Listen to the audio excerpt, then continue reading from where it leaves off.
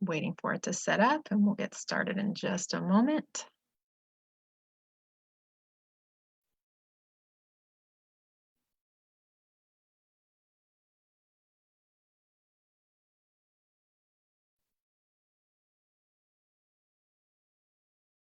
All right, here we go. I guess meeting is now streaming on Facebook. All right, thank you for your patience.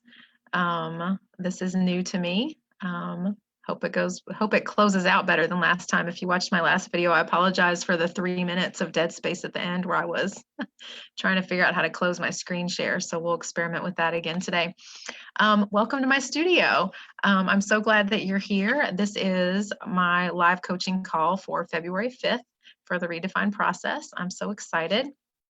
Today, since there haven't been any questions submitted in my post from yesterday, I am going to just go a little bit deeper into the reflective writing process that I guide you through as a part of the Redefined Process. So the reflective writing is task 2, 3, or 4, one of the next to last task in every single session. So the final task is always to share with us in the Redefined Process group on Facebook, but the task before that is always after you've done your writing and any other activities that I've assigned you, or after you've done your artwork and any other activities I've assigned, you do the reflective writing. So I have the directions printed out here with me just to reference so that I can talk about exactly what you're seeing on your screen. So so for session 1, it would be task 3. And so I go more in depth into the directions in session 1. In later tasks, I don't give the entire background explanation for the writing task. So if you find at any point you need a refresher, I recommend going back to session 1, clicking on task 3, reflect, and just reviewing this again. You may want to go back periodically and just read over it again, or just have it open as you're writing to reference. And I went over this a little bit in my last video, but I want to give you more of an example today. So last time I reviewed the parts of ourselves, how the purpose of the writing is to help us access these different parts in our brain. So our writing helps us to express our feelings, to get those emotions out, and the artwork helps us to express our feelings and get those emotions out, and then the writing helps us connect our cognitive brain, our thinking brain, to our feeling brain. And so that's a way that we can really integrate these different parts that exist within ourselves. And it's really our subconscious sort of talking back to us to reveal these things that have been underlying thoughts and feelings going on that maybe are limiting us. And we really give our subconscious a chance to speak into what we need to do to move forward. And the way that's structured in this writing is you're talking to your artwork, to your drawing or painting or collage, whatever it is. And the drawing is answering you back. So, but really that's your subconscious, of course. It's all going on inside your brain. So for this, all you need is a journal or sketchbook. I do recommend that you do this in the same journal or sketchbook each time. So, or if you do it on loose paper, I recommend that you keep all of those together, paper clipped together or in a folder, and maybe put the date so that you remember kind of the order of it. It's really interesting to look back over the course of a couple of months or a couple of years and see the progress you've made or remember insights you've had in the past. Sometimes we really return to the same types of issues over and over again and get deeper insight each time. And so, I find it really helpful to look back over what I've written before. And it can be really encouraging and just good reminders. There's all sorts of increased insight that we can get through looking back over those previous journal entries, the previous reflective writings. So yes, the materials. So first in my directions, I say to position your body in a place where you can view your artwork. So I'm gonna try to demonstrate that both kind of in real life here, I'll show you in my studio, but also on the screen, I'm gonna try to replicate that and you'll see what I mean in a minute. So I'm going to use today as I demonstrate this drawing that I did. I made a post about this in the group recently, so you can scroll back and see that in the photos. My photo was a cooler angle like this of the sketchbook. But so this is a drawing, an oil pastel drawing I did this week. And well, I'll let you read my post about what I was able to express in that, or maybe I'll get into it in a few minutes. So this is in a sketchbook. So if I was going to position myself to where I could see this well today, I'm going to show you a few awkward camera angles just to demonstrate this. So I could sit here at my desk with it next to me. And just for the sake of ease, because this is in one sketchbook, I'm going to write in another little sketchbook. So this is my artwork, and this is what I'm going to write on. You can't, of course, when I did the original writing, I did the writing next to it, so you can do that. But for the ease of just demonstration today, because I'll be writing something new, I'm just going to do it in this separate little notebook. So I can have it on my desk next to me. I'm going to tilt the camera down awkwardly. So you can see it's right next to me, and I could sit here and do my writing, okay? And I'm going to be referencing the drawing throughout the time that I'm writing. So of course, you know, I need to look back and forth. I need to focus a lot on what my pen is doing on the paper, but I'm definitely going to be consulting with the drawing repeatedly through this writing exercise. So that's one way to do it. A lot of times, so if it's in a sketchbook, you can prop it up, or I will tape it to a wall if it's on loose paper. Or if you like tearing stuff out of your sketchbook, do that and put it on the wall. So I'm going to show you that.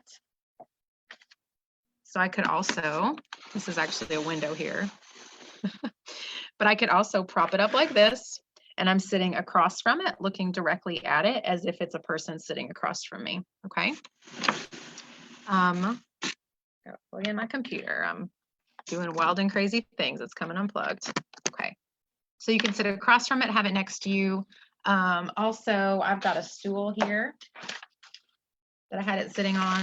So I could sit like this. Last awkward angle. I could sit like this. See, it's on the stool across from my lap, and look at it that way. So it's really whatever you're most comfortable with, okay? But I want it to be in a place where you can dialogue with it. So think about what proximity you would need to truly dialogue with your artwork, just like if it was a little person sitting there with you, a little colorful person that you were having a dialogue with, okay? Can you tell I've worked with children for years?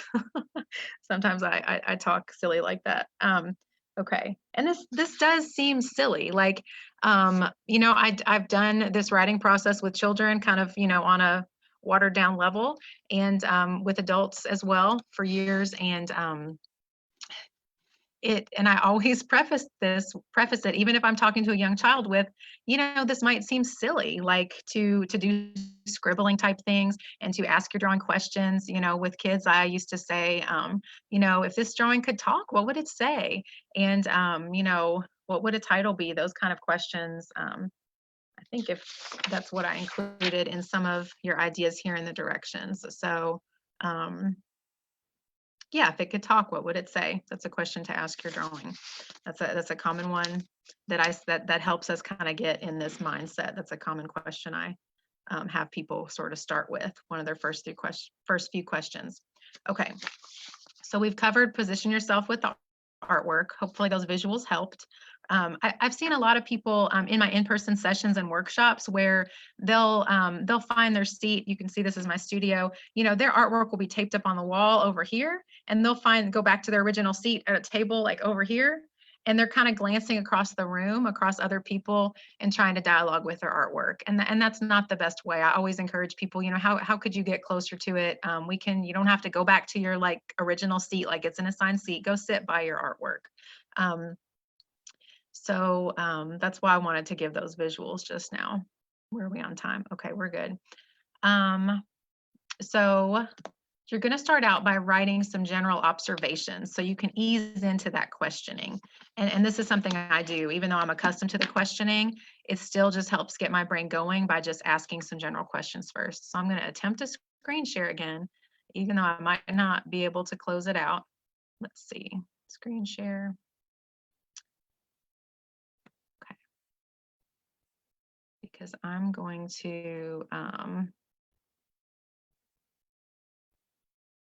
I want to show you a photo here of, there we go. Okay, so we're going to pretend this is our artwork that we're sitting across from. So I wanted you guys to have this visual of the artwork while I'm writing and talking through this. Hopefully that'll help. So we're going to imagine that this is in real life, not a photo, and that I'm seated across from it. You can pretend that this is your artwork too, and you're seated across from it as you watch this video. So I'm going to start by writing down general observations before we move into questions. Okay, so some things I put to ask your questions to ask yourself. I hope this isn't confusing because you're also going to be asking the drawing questions, but just to get you thinking about how to talk about things visually, you can think about what colors, shapes, lines, and textures you see, what surprises you about what you see, what makes sense. You can also think about what body sensations you notice now, if it's the same or different from before, and you can write down those thoughts. So we're just kind of general open-ended observations at first, both about yourself, your body, your feelings, and also the visuals in the artwork, okay? So maybe I'll start out with how I'm feeling. So thinking back to how I felt right after I created this, because again, you want to do this right after you've done the drawing, if at all possible. I'm going to write down, so I've got my notebook here. I'm going to write, I remember I felt energized. So I'm going to write, I feel energized, but also relaxed somehow. I feel more in my body than I did before. I felt more grounded. And also just a positive kind of optimistic outlook and in touch with my identity, my true self. Okay, so I'm going to write down those thoughts. This isn't something you have to do. That's just suggestions. And then now I'm going to turn to the artwork. I'm going to literally write, I see a blue blob in the middle. Its edges are more blurry than the other lines. They're smudgy. And I remember I used my fingers to smudge around that inside shape, and I'd added some white to help blend it. So I'm just observing right now. The inside is more blurry, more smudgy. I see yellow spikes coming out of the center. I see pink lines, or I also thought pink bursts. I'll pause there for a second because that's a good example where pink bursts, B-U-R-S-T-S, bursts, was what first came to my mind. But then I thought, oh, they're just lines. But I went back and wrote bursts because that was the first thing that came to my head. And I want you to be careful not to edit too much. If it seems dramatic or kind of strange or not a word you would normally use, don't edit it out. Just write it down, okay? So nobody has to see this but you. You know, I encourage you to share parts of this in the group, but you don't have to share all of it. This is private. Write down whatever you want without editing. So they're pink bursts. Sometimes I find myself writing really cliched things that I'm like, ugh, like that sounds so stupid, like a cliched, you know, woman. I don't know, like a cliched emotional woman. But like, it's okay. Like, don't judge yourself, just write it down, because if we edit ourselves too much, we're not really tapping into that subconscious, you know, that's where we want to get to. So don't edit anything out, because you never know what you're going to read back later when you're all done with the writing and what's going to be like an aha moment. Okay, so don't let your conscious brain get in there and edit out what the subconscious is trying to say. Okay, so that's just a little example of that. They're bursts. I wrote lines too, but they're also pink bursts. And then I just thought the yellow spikes, they're really spiky. They're sharp. I like them. And I'm also going to write, this is just coming to my mind, and this is different from what I wrote before, just new things coming to my mind. I'm going to put the drawing needs them. That just came to my mind. The drawing needs those yellow spikes. So see, I'm used to doing this. So I've already got questions coming to my mind. So I'm going to move on to the question part. So you're describing what you see visually, then questions for the drawing. you can think about, if you could talk, what would you say? What do you want me to know? What do you need? How do you feel? And who are you? So these are things that you were asking. I suggest when you're writing to underline those questions. It just helps to organize it when you're looking through, that it's a question you're asking to the drawing. So I just underline it just to indicate that. Again, you don't have to, but that's just a suggestion to help visually organize your writing. So first, before I do some of those suggestions, I'm going to go with a question that just came to my mind just now, about that middle blurry section, because I had just pointed out um, those sharper lines of the yellow spikes and how the drawing needs it. And so I'm going to ask a question about that blurry middle. So now, see, now I already kind of forgot the question. It's good to just go with it when it comes to your mind. I'm going to say, not does the drawing, I'm going to reword it to do you, because I'm talking to the drawing. So do you need the blurry middle too?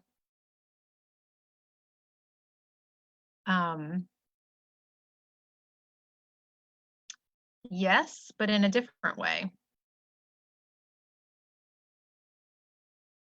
I need, this is just what's coming to my mind, the two to work together.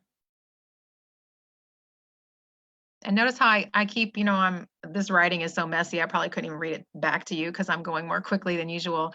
But I'm referencing the drawing. I'm looking at my screen because I'm looking at the same thing you are. I'm looking at the drawing. So do you need the blurry middle too, underlined?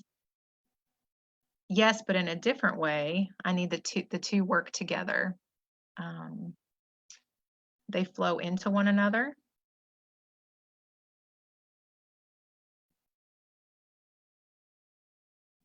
The blurry edges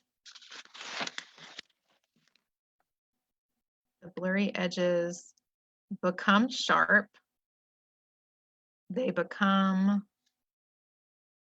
more clear, more defined, more sure. Okay. So all of that kind of came to me at once, so I just went with it. This is like free association. It came, so I didn't look up again at the drawing for a little bit because all of that was coming to me rapidly and I wanted to get it down.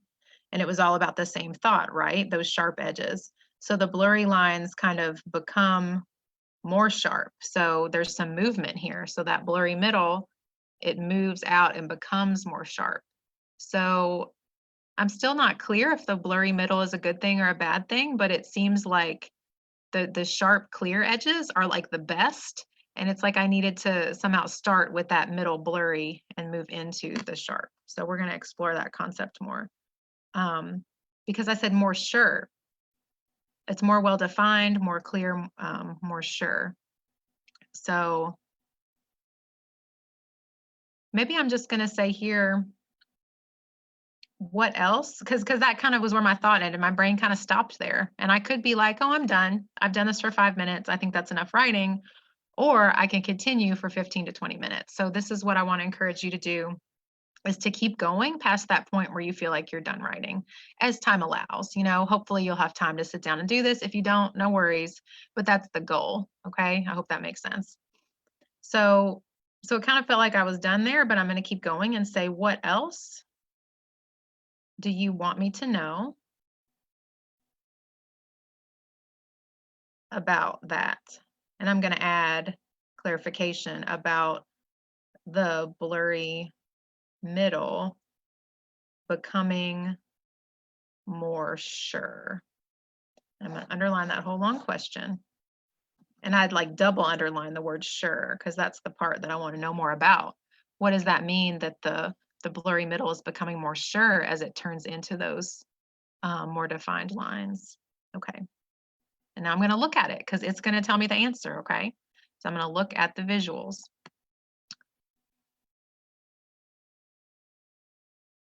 What just came to me, they light up. I don't know what that means. Okay. They light up. They move. They keep moving. Into and out of, all over the place. so much movement. It's running off the page. Who knows where it stops?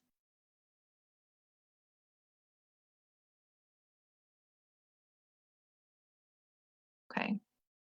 So again, that was kind of all I got right then. So let's look back at what I read. What else do I wonder? Okay. Um, they move, so much movement off the page.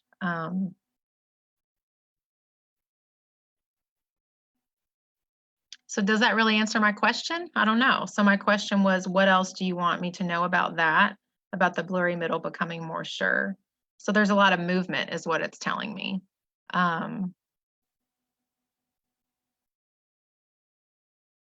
So I think this is hard to do and talk through at the same time because I can't fully get in the zone, but I hope this is helpful for you. I'm literally just writing what pops into my brain. And I know the way my brain thinks, I'm very much an associative kind of thinker, like one thing leads to another, leads to another. So this is pretty well suited for how my brain works. I realize not everybody is like this. So you may need to stick really strictly with those questions I have in my example, or you may end up kind of coming up with some typical types of questions that are helpful to you each time. And you may not write as much for the answer. You might have to ask more questions to get more information. Okay. So there's not a wrong way to do this. My brain just naturally like flows with this stuff. So so I'll write quite a bit. And a lot of times for me, what I've noticed, my challenge is that I'll get real kind of poetic and, like I said, even cliched with it. And I wonder often if that's my brain's way of kind of trying to protect me from actually like coming up with any concrete answers, and not protecting me in a good way. Like that's a maladaptive thing, like a thing that my brain is used to doing, but it doesn't need to do it now, if that makes sense. So sometimes my struggle is then after I look back at all my poetic things about like so much movement running off the page, then I have to go back and say, okay, what does that actually mean for me? Sometimes I directly connect with it. Oh, I know I've been feeling stuck and not taking action in this particular area in my life. So that's what this means, that I need to keep moving. But sometimes it's not super clear and I might have a good feeling about it, but I need to come up with something more concrete. So at the end, I may look back and make a couple notes about, oh, I think this meant that. Okay. So you might be more concrete and have to force yourself to be more poetic and in your feelings, or you might be more like me and have to force yourself towards the more concrete end of things.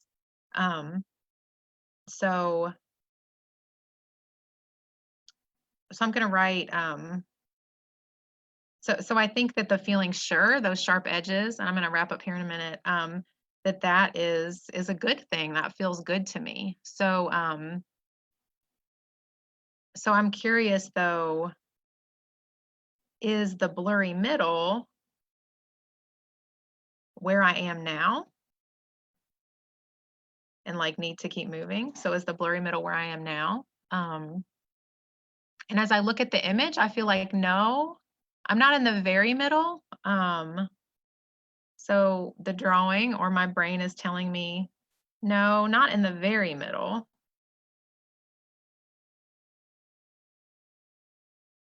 You're in the blur. So in these white, you see the white, I feel like you guys should be able to see my hand as I point it here. We'll do this. So in the white blurry parts here where it's moving into the yellow, that's where I feel like I am. So in the blur, and often I feel like in the yellow bursts.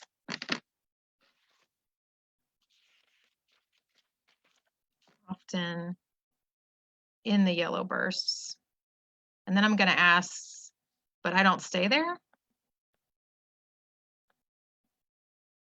And I already know the answer is no. And then I'm going to say, why? Why don't I stay there? What came to me is fear of the unknown, fear of moving forward, and truly feeling free.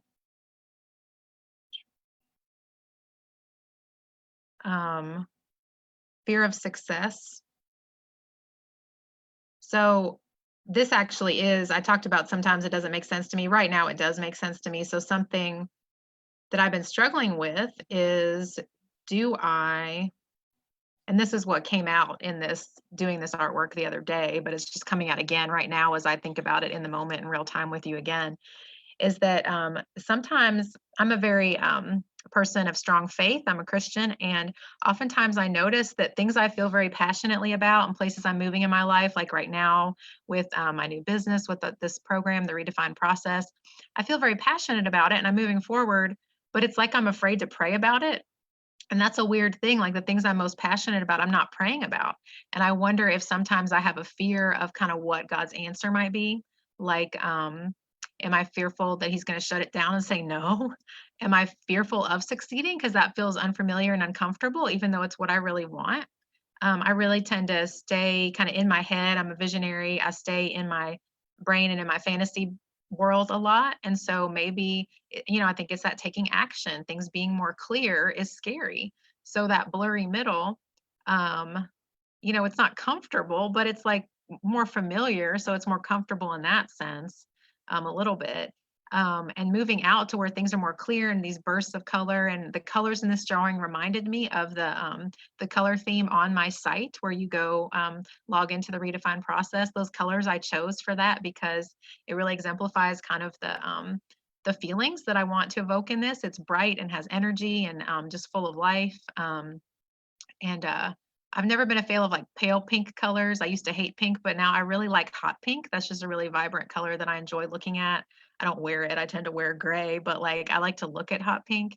And so that really represents that energy for me and where I'm going, where I want to be, and kind of my vision for my identity moving forward. So I love all those feelings out there, but it feels a little scary, the feelings outside of this blurry middle. So, but I think I'm right on the edge. I'm on the verge of moving forward into that. So, um, yes, I hope these insights, me sharing my personal process with this, is helpful to you, just to give you an idea of how this can look as you're doing your reflective writing.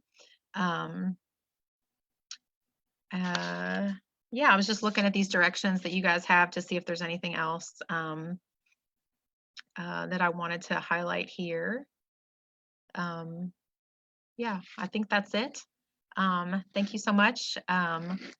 I look forward to answering more of your all's questions about this in later videos. This is something that we'll revisit really all of session one. So that process of doing the body scan and scribbling, as well as this writing process. It's something that's present throughout the sessions, so we can revisit this and explain it, and you guys can ask questions as much as you need. So what I'm going to do now is attempt to, oh, look, it actually says stop share, which I don't think it did before. There we go. Back to just me. Thank you so much. And I look forward to seeing you again next week. Bye.